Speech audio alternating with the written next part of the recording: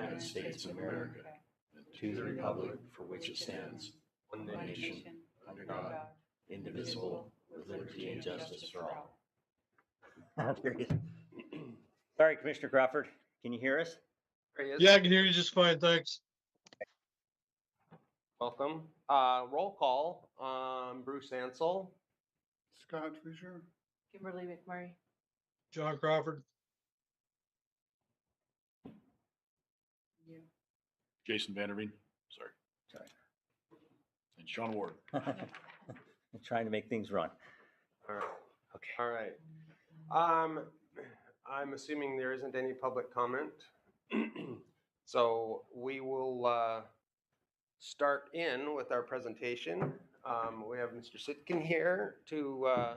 We just asked, would it be convenient if I moved over, if I stood over by the edge of the desk? However, Commissioner Crawford can see me as well? Or? Sure. However you wanna. If that works for you. Yeah. Great. You can tell me if you can see me.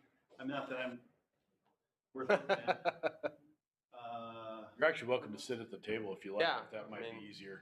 All right. You can join the party Is that here. gonna be okay? You can kind of see the corner of me here.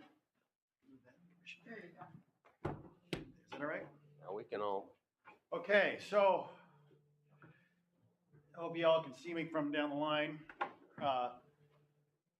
So thank you for this opportunity. As you know, as you may know, I've kind of been involved in these issues for 20 plus years, starting with some matters that arose out of this district at the time, related to the Horizons project at its original time, and other built projects in Birch Bay and the area.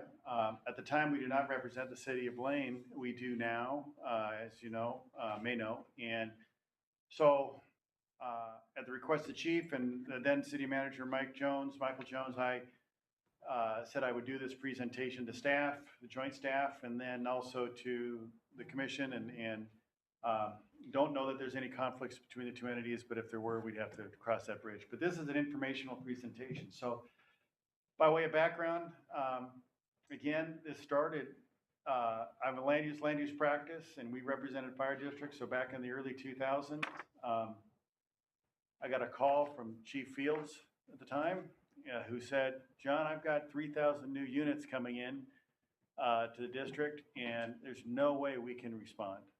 We'll be out of service most of the time, and what do we do? We got to do something about these developments and look at mitigation or stalling the developments or whatever. And commission at the time was not anti-development, but wanted to support the fire service and maintain existing services to existing residences. And how do we do that? So we developed a strategy. We'll go through this, but the background is we developed a strategy where we try to negotiate a settlement with the developers at Horizons and the other projects around Birch Bay. Again, 3,000 plus units. Made some offers, all rejected. Went to the hearings, made our case at the hearing examiner level. We did not prevail. We appealed to Superior Court. We prevailed at Superior Court in front of Judge Schneider. That was appealed by the developers to the Court of Appeals, where we did not prevail. Then we went to the state Supreme Court, where we did prevail. And at that point, the Horizons developer lost the project. The bank took it over. The bank said, can we resolve this? We said, sure, here's what we offered. That's what you offered? I go, we'll do it right now. We said, okay. So we did a mitigation agreement. They had their projects reinstated on the same offer that was on the table when the appeals started. So, and that essentially is what is built in and baked into your mitigation agreements that you've been using now, which is that you'll do a capital facilities plan. We'll talk about that. Your mitigation fee won't exceed $2,500 per unit. It doesn't have to be paid at the time of plat, but as I recall, at the time of building permit issuance. And if you adopt a lower fee for mitigation per residence, then that's the fee that gets paid. Statutes have evolved over time as it relates to voluntary agreements for mitigation, which are similar but different than an impact fee. And what you can use it for and how long you can retain it have evolved over the years, but we'll talk about that as we go through this. So since that time, I've handled these cases from Moses Lake to Pierce County to southwestern Washington, Skagit County, Chelan County, Spokane County, all over the state. This issue arises in very rural environments like Royal Washington, where affordable housing projects find some cheap land in a small city and says we can do some really low income housing here for a rural community, to trying to address an Amazon type structure that gets dropped into urban area that's served by a rural fire district. So, and we a 200,000 square foot delivery center that, volunteer fire department's supposed to be able to address and respond to. So all sorts of issues. So anyway, I'll get started. So first page of the presentation is a cartoon I had found in the New Yorker during this time, and that kind of sums it up, I thought. I remember when the fire department used to get here 10 minutes tops. And it reminds me back when we were going through this in Birch Bay years ago, you had a gentleman stand up and said, I just moved here from Bellevue. I sold my house. I was getting 4-minute response time in Bellevue, and I spent all this money for a house out on Birch Point. And I expect the same kind of response services given what I paid for my house. It's like, well, kind of a little different than Bellevue, but we understand the desire. So this is kind of a hybrid of a presentation I've also done for legal community, so you'll see some case citations. The next one is just a reminder that really a city or government's very general purpose government, the county, special purpose district like a fire district, or a city, your public safety is really your paramount concern. Whether it's building roads, whether it's zoning, running a police department, fire department, or a fire district, really we're all about public safety. That's what all of this is about. And the next slide, I think, as you live it, but if I was to give this at a planners conference or a city council or lawyers, they don't really understand fire service. It's really the shocking thing that comes out when you talk to city planners or city officials or a group of lawyers. No one really understands fire service. And I always say I'm a 220-pound guy. If I had a heart attack on the floor, do you think 2 people are going to be able to save my life and take me to the hospital? Come on, you can have 2 people to lift me onto the gurney while you're trying to, monitor vitals and maybe trying to do chest compressions or something, CPR or resuscitation. It's going to take 4 to 5 people in a response to take care of me, let alone if there's a fire, let alone if there's other safety issues in the house, let alone all the things that might go attended to a response, and you don't know until you get there. And so you often have to explain, well, why do you show up with 5 or 6 people? We don't need that many people on a call. Well, yeah, you do, unless you want to say, but you might be 15, 20 minutes if we really needed a second group, and you're brain dead by then. And so you start talking about I know I'm speaking to the choir here, but it's amazing how many people don't know and need the education. So what happens from development? Should I hold? Yeah, hang on 1 second. I'm just wondering, It's dropped us twice now. does John have this presentation, or can it be sent to him? Sorry. That's okay. That's all right. Yeah, I'm back. Hey, John, Yeah, we're sending you the document that we're working off of because we were unable to put it up on the screen. So you'll be able to follow along here in just a minute. okay. I think, Okay, so Jason's sending it to you, and you should have it in your email.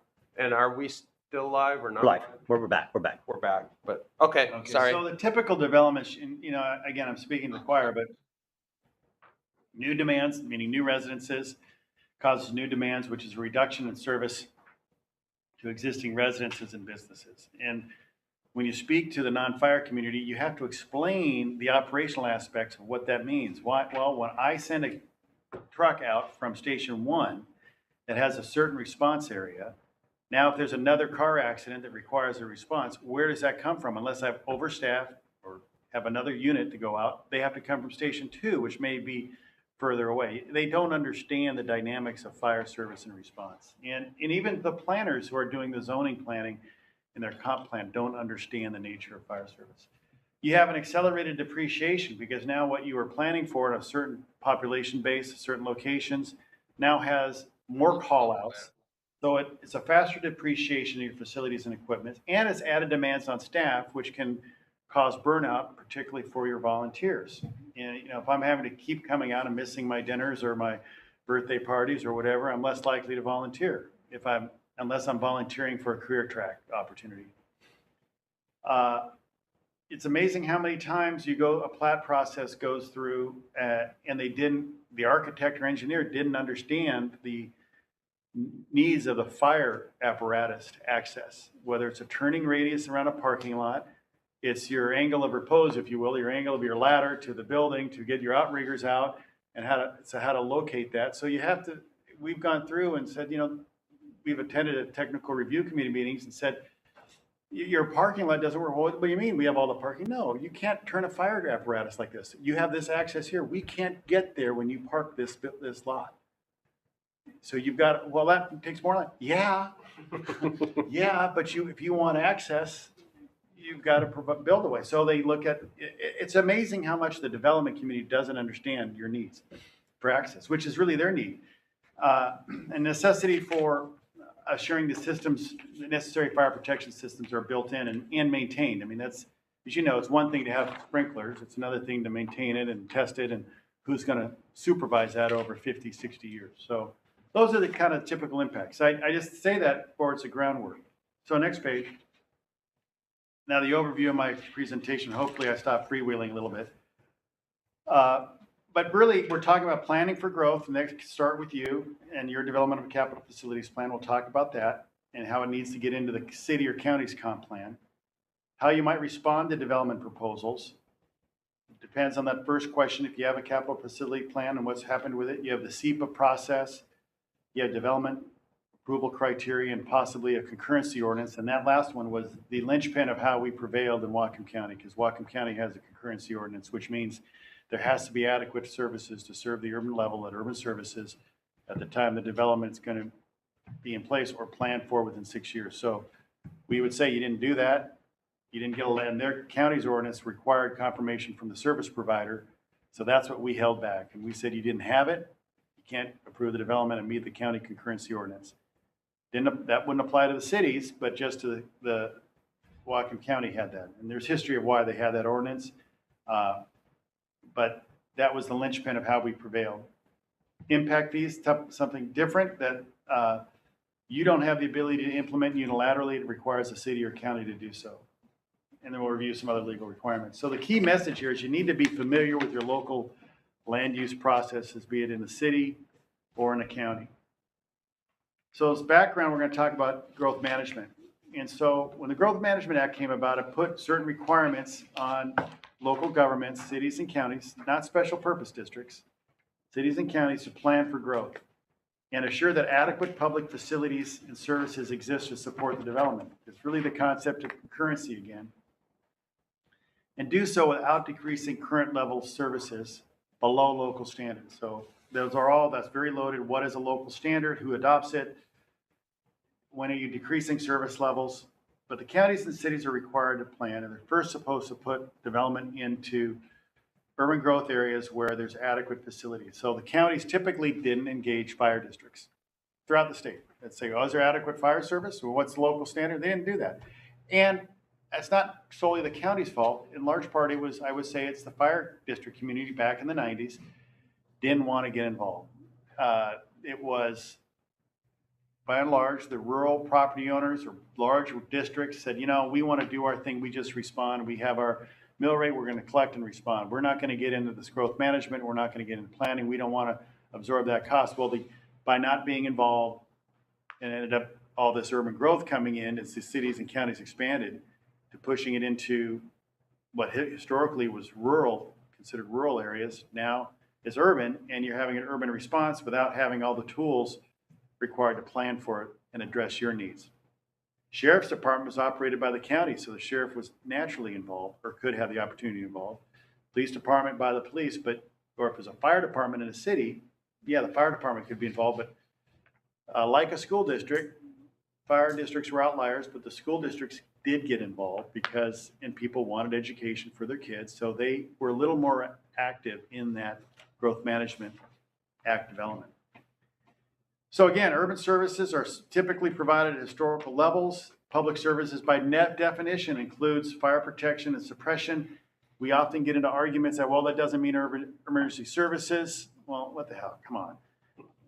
You kind of want to talk to the morality of people, really. And then you point out that, and other governmental services. So emergency medical response is primarily provided by fire departments or fire districts, so that's a governmental service. And there are some cases that public facilities, because the development community says, well, it's not defined as a public facility, so you can't use it for capital facilities, and your services, your manpower, you can't use mitigation fees for manpower, just capital, so you're not covered. We say, well, wait a minute, public facilities are synonymous with that's what's owned by governments. Fire district stations are owned by a governmental entity, ergo, it fits. That's how it works. Okay, question Yeah. for you. Currently, our mitigation fees are very restricted as to what that can be used for, and does this public facilities piece here open that door for us or not? Well, I think you're talking about how do you define capital? And I would say, my comment has always been, you define capital within your capital facilities plan. And that depends on your accounting system, if you really drove into it, how you book your assets. Traditional brick and mortars capital, your trucks can be capital. Are you gonna say hoses and boots and helmets are capital? You can make that argument depending upon how you book them on your asset sheets. I would make sure it aligns with what your county or city definitions are in their comprehensive plan.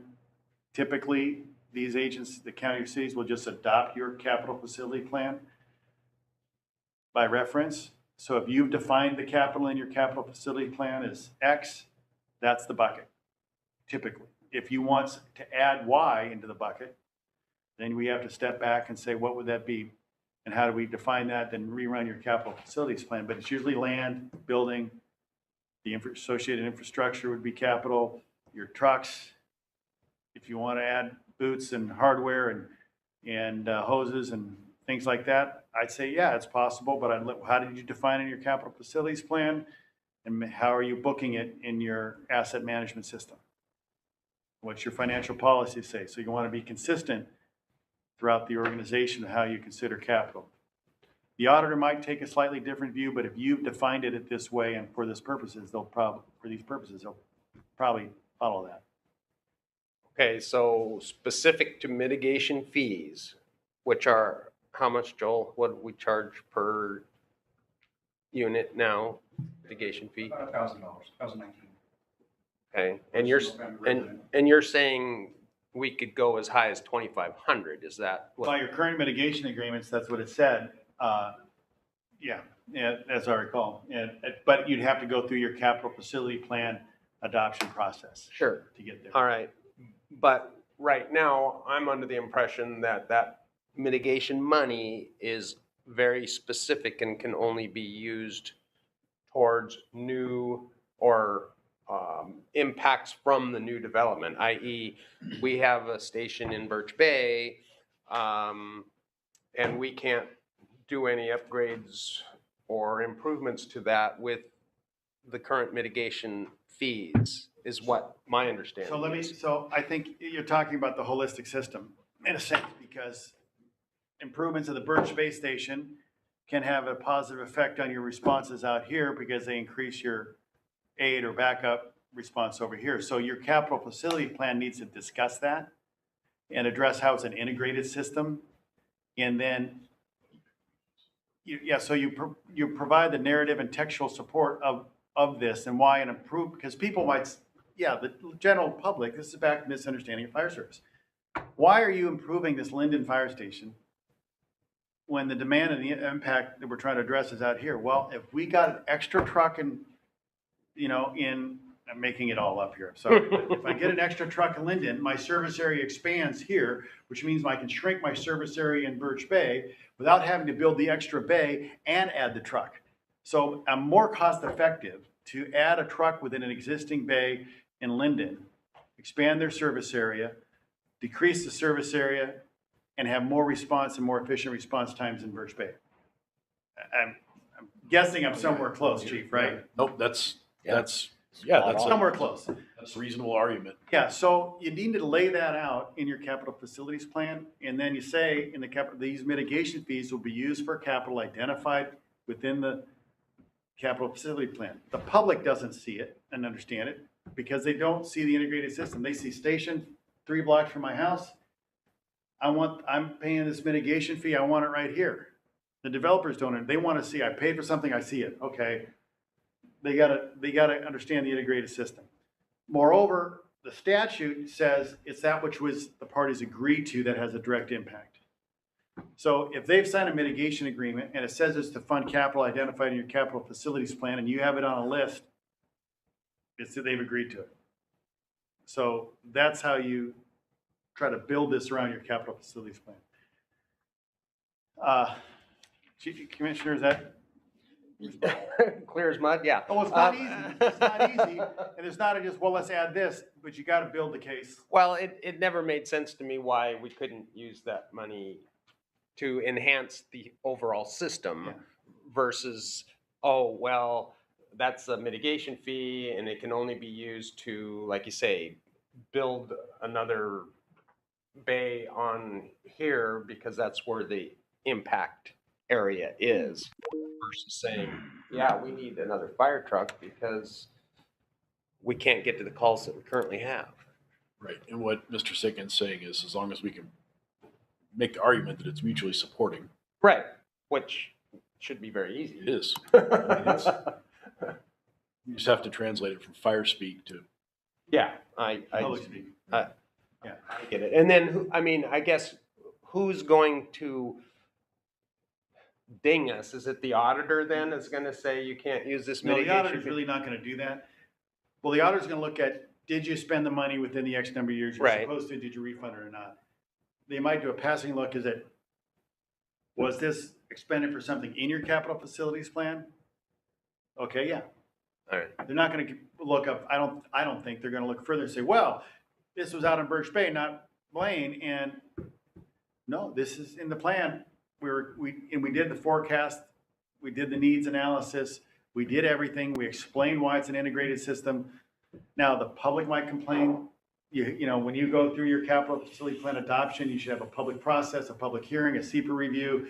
You adopt it, you take it to the county, they have to look at it and adopt it. So there's a lot of ways people can come into this and try to argue not about it. It comes back to, from the beginning, educating the planners at the county or the city about how you approach fire systems, why this is important. Make the case when you do the presentation of your plan to the county officials in a public hearing, you constantly have the same talking points and, you know, how you're doing this most efficiently to operate a responsive but efficient fire service. And have you given this presentation to the city of Blaine or not? I think we did, yeah. Mr. Wilbrecht and Stacy Pratchner, who's the planning director. They didn't ask that specific question, as I recall, but No, Well, they're probably not interested in They're the not. fire department per se. They're interested in puppy police and all.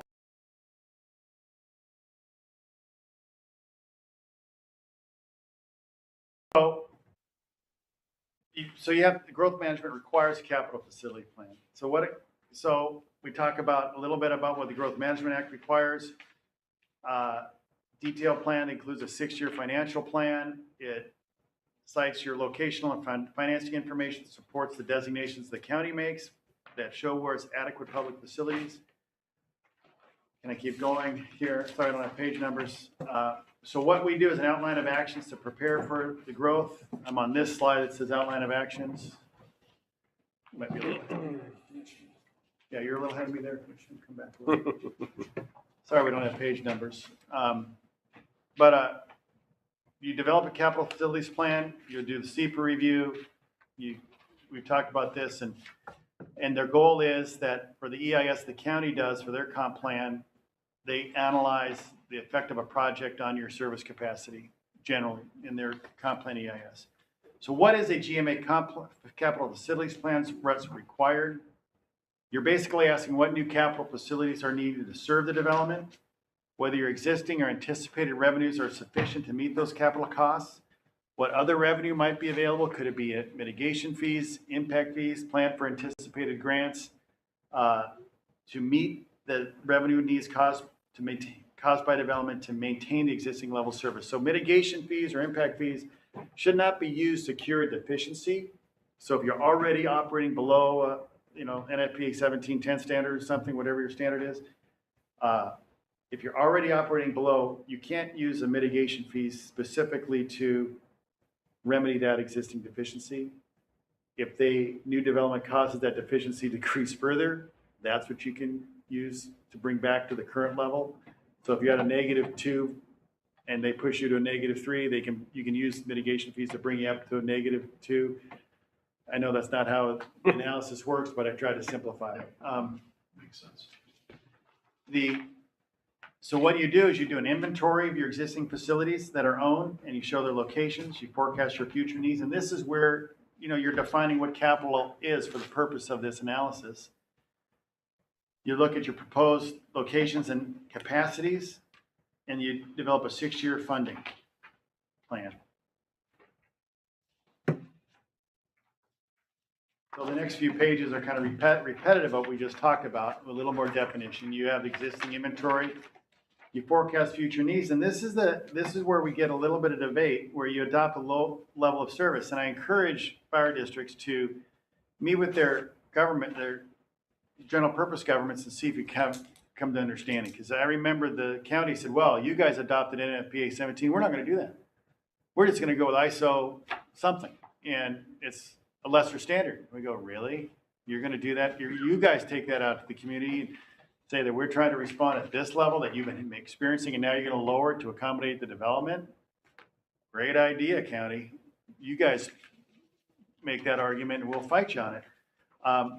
But this is an area that someone can argue, we don't want that level of service at 4 to 6 minutes, 80% of the fractile time. We want 6 to 8, 70% of the time, and you can meet that without having more impacts or mitigation. The community's been experiencing it for 20 years, so that's good enough. Why are you imposing this City of Bellevue standard on us?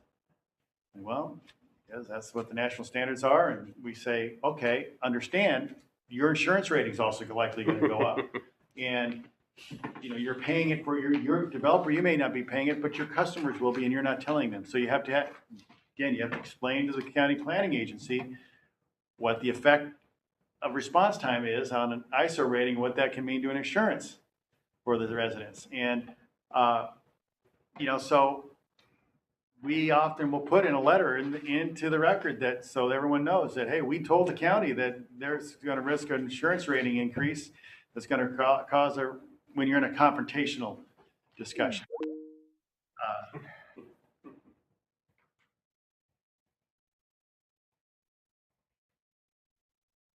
I apologize. No. Are we still on? All right. And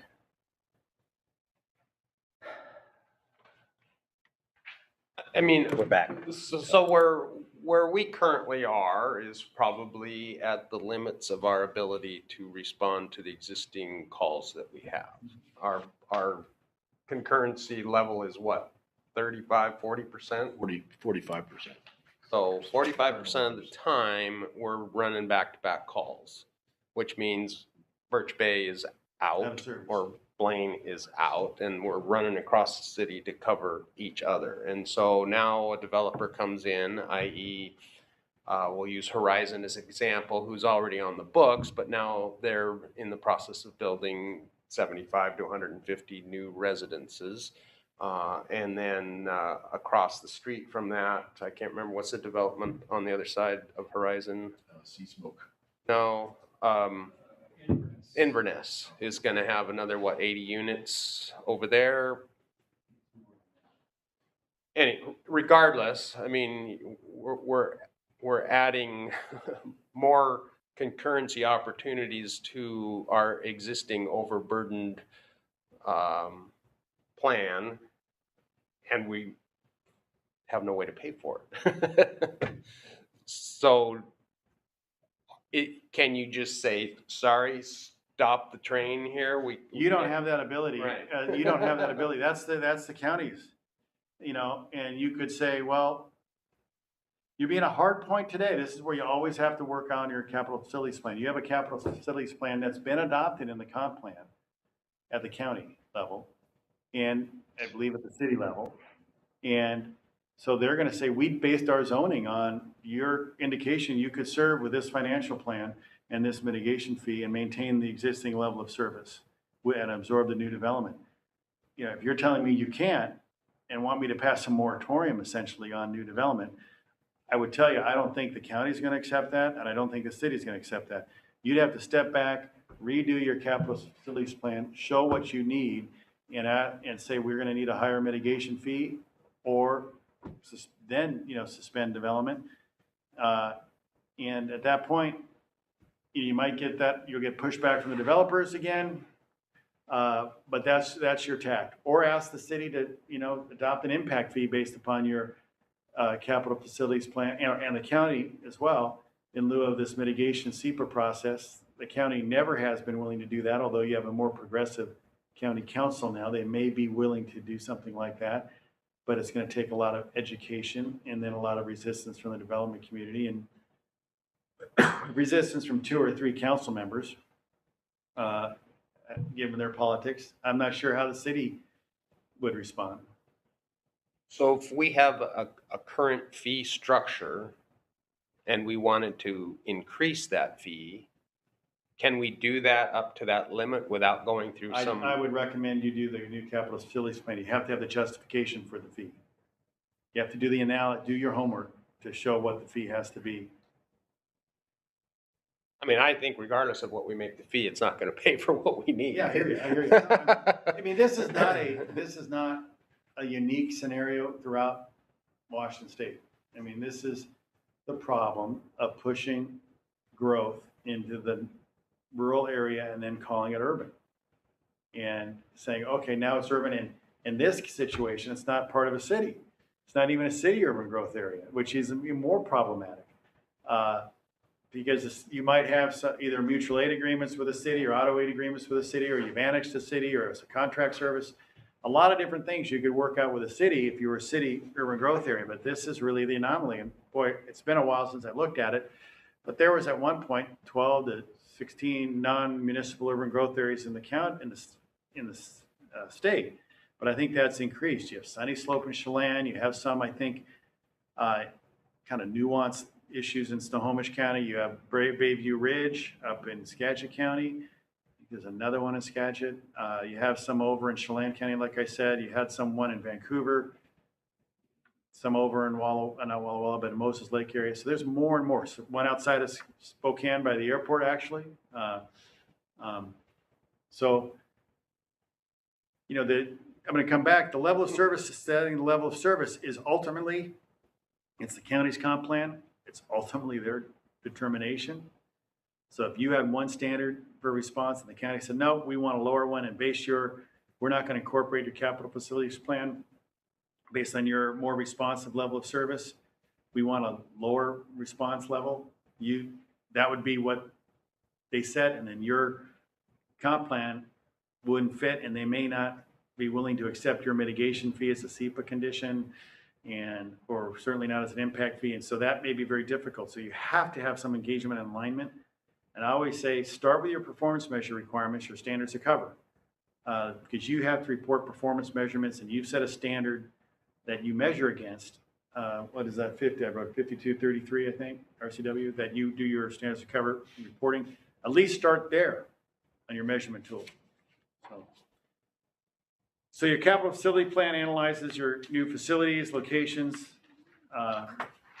Those are really you can really get into this. You hire a GIS planning consultant firm and go look at all the modalities. And the problem is it affects, like you say, your roads affect it, your transportation plan affects it, what traffic improvements over time are Bloody contemplated? hell. Oh, hold on.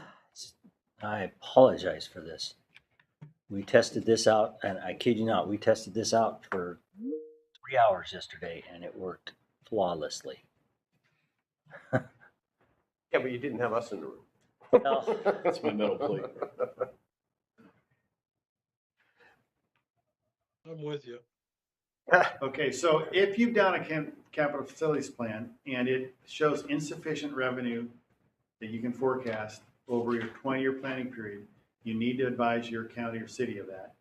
And the county or city, when they do their comp plans, there's an argument that they must address this in their comp plan, this deficiency, and it could be by, creating a long-term planning area in the urban growth area, not allowing development in that area until there's sufficiency of service.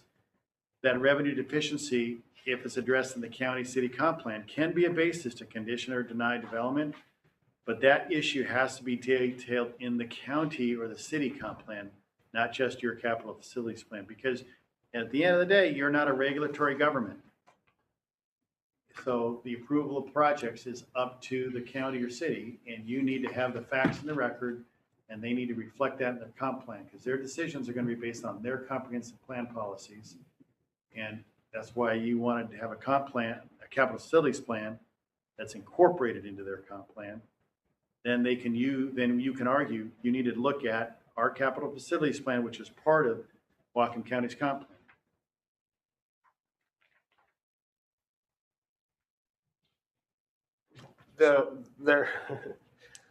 The other sort of difficulty here is how we fund the fire service and the taxing structure and the limitations of the 1% Very difficult to predict.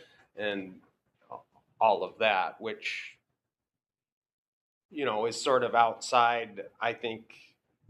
I mean, if I were the county, I would say, you guys need to lift your lid, and then our voters say we don't want to lift the lid, and it's a You run two scenarios and you sit there and, it gives you one articulating comment to the community is the voters to say, listen, we've adopted a capital facilities plan that presumes a lid lift of X%. And that's premised on a capital facilities mitigation fee paid by developers of X. If you don't pass this, you're going to slow development down. If you do pass this, we'll be able to charge these developers. If you don't pass it, the development fee is going to be so high, you get the development community out there. So this is a fair balance of, we're trying to pass a levy lid lift. We've kept it down. If we don't have the development paying their fair share of increasing it, you're going to bear more burden on the next lid lift. So I maybe seem unmuddled, but there's an argument, a public presentation to say that the levy lid lift with the mitigation fee is efficient for the existing community and the developers.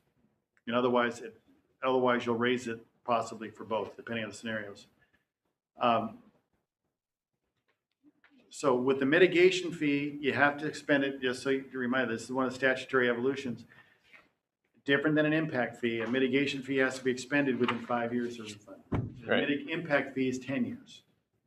See, so if you got the city or the county to say, we'll collect an impact fee for you, then it's kept for 10 years and you have more time to expend it. So when you get a development proposal, they're going to go through the SEPA process, the State Environmental Review process, and it would be associated with the first project permit.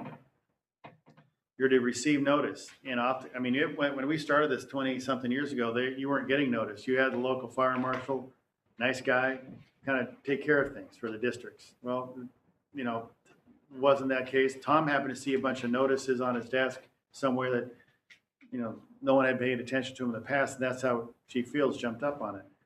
Most of these projects require a public hearing, not all. Most will have a technical review committee, and we advise the district to participate, have a designated chief or hire a planner or someone to participate, send comments in on every project. You're driving the SEPA review process because there's a specific question that we'll mention in a moment that is asked with every process development. So as development goes through, it has to prepare a 12-page checklist. It's called the SEPA checklist, the State Environmental Policy Act, SEPA. And in that checklist, there is a question. And amazing how many people, I'll tell you how people answer it. It asks, would the project result in an increased need for public services? For example, fire protection, police, healthcare, schools, other. Typical answer is increased fire and police protection needs could occur as a result of the proposal. The development is subject to higher property taxes to offset these increases in service demands. That's your typical response. And you're going, no. You want to write in and say that's an inadequate answer because that doesn't analyze our capital facility plan already addressed this. It's in your comp plan. Increased taxes that are on the record do not cover the costs of service brought about by the new development or the deficiency in the appreciation of existing services. It necessitates a mitigation fee. And we've analyzed this in our capital facilities plan as part of the county comprehensive plan. Do not issue a DNS, a determination of non-significance, issue a mitigated determination of non-significance based on county comprehensive plan. Again, that's incorporated in the capital facilities plan that sets forth this mitigation fee. So that's how they can get a SEPA condition that says go enter and mitigate, go talk to the developer and enter into a mitigation fee agreement. And once they have that, everything goes through.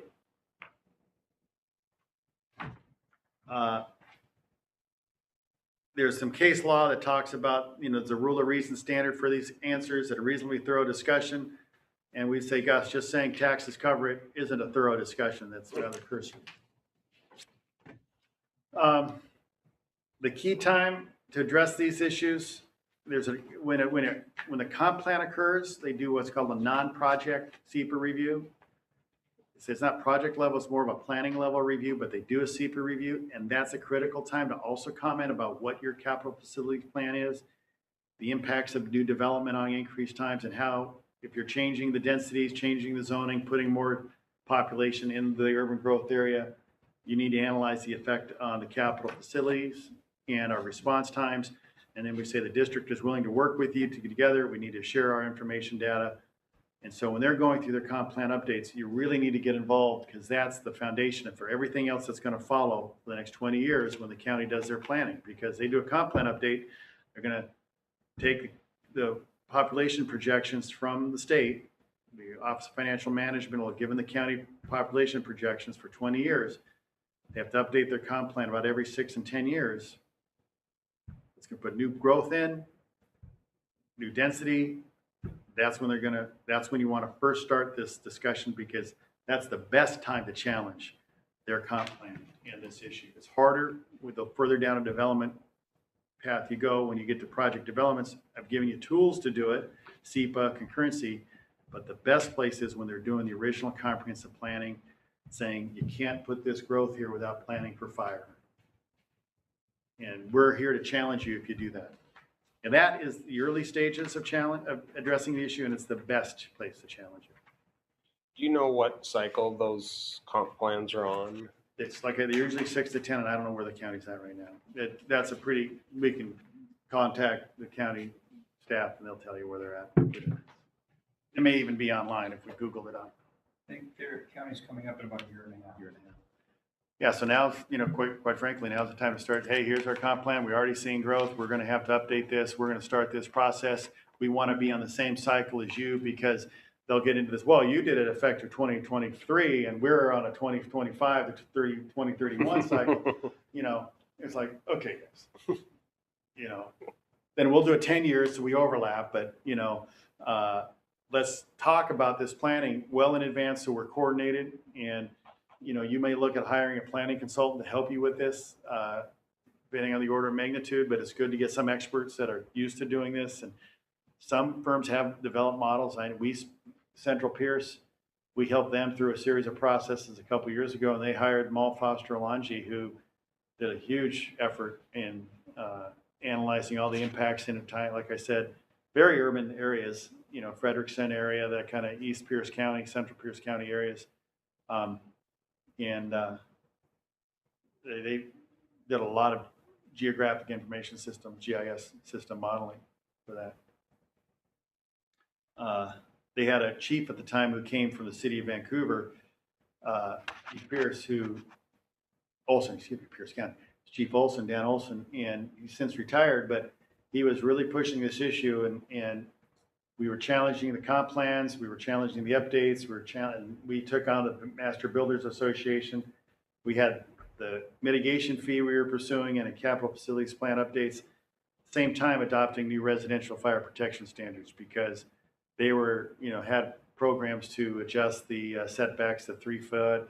Didn't have sprinklers, weren't requiring openings on the sides when they reduced the side yard setbacks to try to get more density. And so we had kind of a 2-track path was the residential fire protection standards combined with the mitigation fee. And they accepted the fire protection standards finally at a lot of negotiation with the building community. And the district there said, we've won this battle. We had an anti-council at Pierce County. It was pro-development. They had one position shift, so our vote went 4-3. We got it passed. The building community was satisfied. It was, let's not push the mitigation fee further. But that's a huge, huge district, Central Pierce. Probably one of the larger ones in the surrounds Joint Base McCord and a lot of that area. So again, in the absence of mitigation, impact fee, you can use SEPA. You want to have the comp plan policy language supporting this issue. The alternative, supplemental actions for the county to have a concurrency ordinance, and this county does.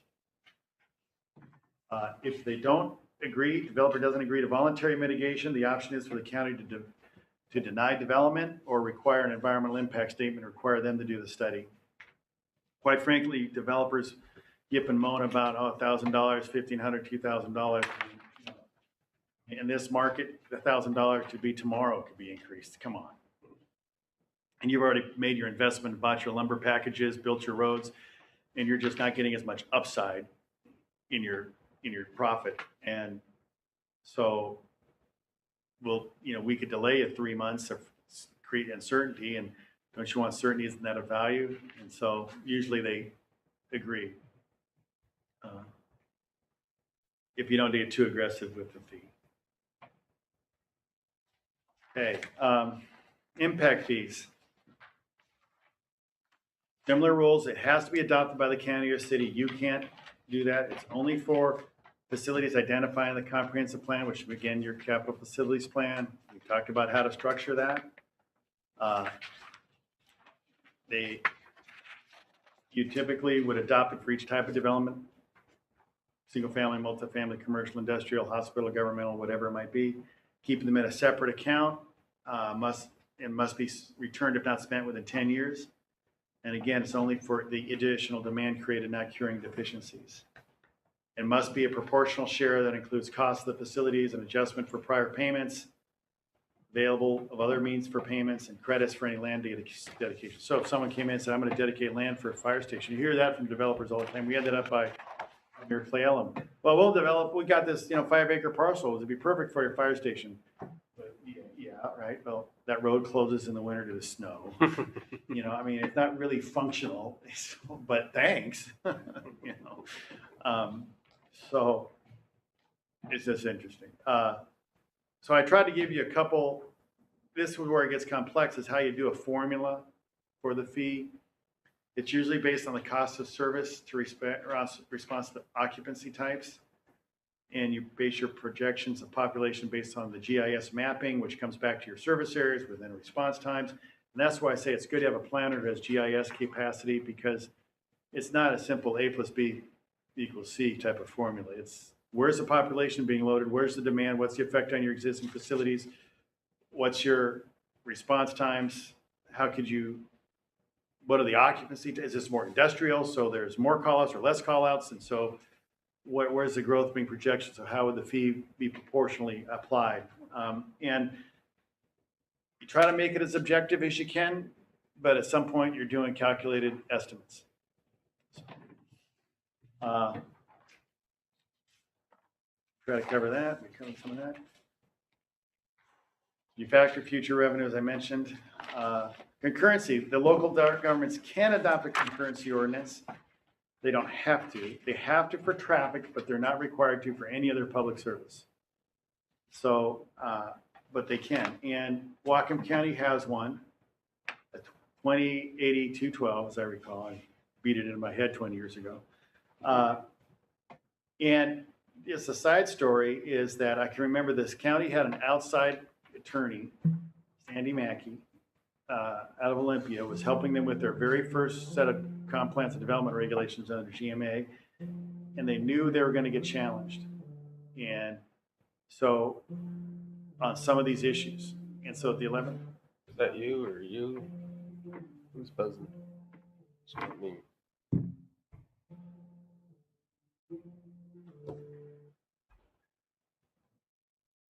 so at the 11th hour, Sandy Mac, they were getting complaints from environmental community about the inadequacy of the comp plan and not addressing deficiency of service. So he said, okay, let's just pass this ordinance and include it in there. So when we go to the Growth Hearings Board, we can say we've covered it. We have this backstop measure to assure adequate facilities in all these different areas.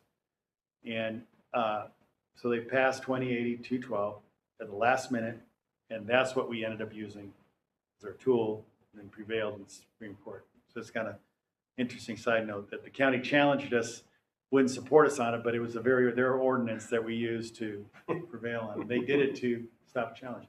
You know, as an aside, you hear all the water issues in the county, and that Hearst case you may have heard about the county. That one was me right there. The county was challenged on the use of exempt wells for building permits and not evaluating whether there's a valid legal right to use the water and whether it's sufficient and all the rest.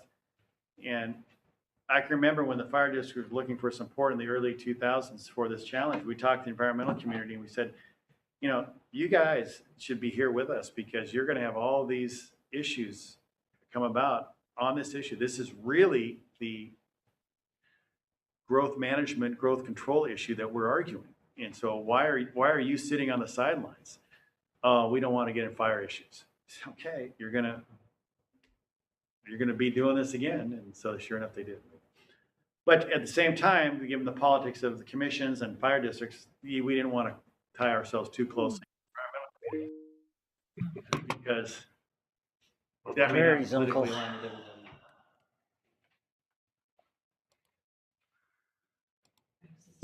So you work with the city of Blaine. They have seen this presentation. What is your recommendation to us at this? My recommendation, same I make to every government fire district, and I'd say to the cities, engage with each other to build a proactive, and I think this district has, is my sense. I mean, that's everything I've heard from the city and from you all, is that engage with your local general purpose governments, maintain the relationships, be involved in the development approval process, talk about what your needs are, where your deficiencies are, understand their planning process, when it's coming up, and be integrated. Those are some of the things that came out of the joint meeting that we had with Mr. Sitkin. Is the number one fix was that our capital facilities plan is done this year and needs to be renewed. And I think if you recall back from the levy planning process, I don't want to say it was poorly done, but it might have been a little too optimistic for revenues. You might remember the list of projects that we were going to do that totaled like $63 million that there's no funding for. And extending ours out and then doing the capital facilities plan with the city of Blaine, doing it at the same time as the city of Blaine, and possibly doing a joint agreement. So maybe we're using the same person so that that person's communicating with both of us and we're building them parallel to each other so that one speaks to the other, so that when we go to county council, at least we're kind of in lockstep. Yeah, and because your plan is going to cover Blaine because they need their own comprehensive plan, and then you're going to have a larger capital facility plan covering a larger area than just the Blaine, but it's going to address that. And so Blaine's going to take their comprehensive plan up. Hopefully they say we've incorporated the district's comprehensive plan. You have a district's capital facility plan. You have a larger one because of your larger jurisdiction, and then all that package goes up to the county. And at that point, really, the county is going to have to say, we're going to end up doing our own, or we accept something that's already been done by a professional, worked through one government already. They engaged us through the planning process, us being the county, because your planners will talk to their planners, get the data, And it should be all teed up, ready to go when they go forward. So if this is the time, if your county's a year and a half away, the city's in the next year, get yourself aligned, make sure you have the same planner or both have planners that can work together, and take this forward. Because you need to update it because you have new data, new information, new demands, new population projections, costs have changed. So that was the thought coming out of that meeting. That's what Stacy and Joel and I talked about, was getting ours aligned, having it done. The last time it was just an update. Sure. It was an in-house update. Yep. So I don't think a real professional has taken a look at this in well over a decade. Probably back to when Mr. Sicken was working with Chief Fields was when the last time a outside consultant took a look at it. And he's talking about districts having chiefs that focus solely on this issue. I think it's a no-brainer for us to budget the funds for someone to do this, help us do this. I've always wondered, I just said, I've always thought the Whatcom Fire District should get together and hire their own planner. Why doesn't, maybe if there's enough demand and everyone's willing to fund, between you and some of the other districts, that these issues keep coming up. You have to engage with the county, engage with different jurisdictions. You hire one planner, on contract that is kind of funded jointly, and so and that person's job is to go do this. I've mentioned something similar. There's no reason we have all these little kingdoms in the county, and